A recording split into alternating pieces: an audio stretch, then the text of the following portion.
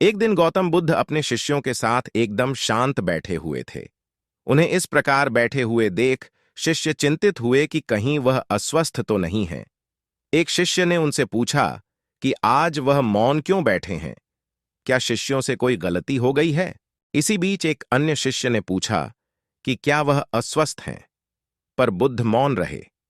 तभी कुछ दूर खड़ा व्यक्ति जोर से चिल्लाया, आज मुझे सभा में बैठने की अनुमति क्यों नहीं दी गई है? बुद्ध आंखें बंद करके ध्यान मग्न हो गए। वह व्यक्ति फिर से चिल्लाया, मुझे प्रवेश की अनुमति क्यों नहीं मिली? इसी बीच एक उदार शिष्य ने उसका पक्ष लेते हुए कहा कि उसे सभा में आने की अनुमति प्रदान की जाए। बुद्ध ने आंखें खोलीं और बोले, नहीं, वह अछूत है, उसे आज्ञा नहीं दी जा सकती। यह सुनकर शिष्यों को बड़ा आश्चर्य हुआ। बुद्ध उनके मन का भाव समझ गए और बोले, हां, वह अछूत है। इस पर कई शिष्य बोले, हमारे आश्रम में जात पात का कोई भेद ही नहीं, फिर वह अछूत कैसे हो गया?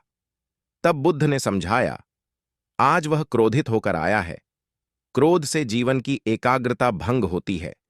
क्रोधी व्यक्ति प्राय मानसिक हिंसा कर बैठता है। इसलिए जब तक वह क्रोध में रहता है तब तक अछूत होता है। इसलिए उसे कुछ समय एकांत में खड़े रहना चाहिए। क्रोधित शिष्य भी बुद्ध की बातें सुन रहा था।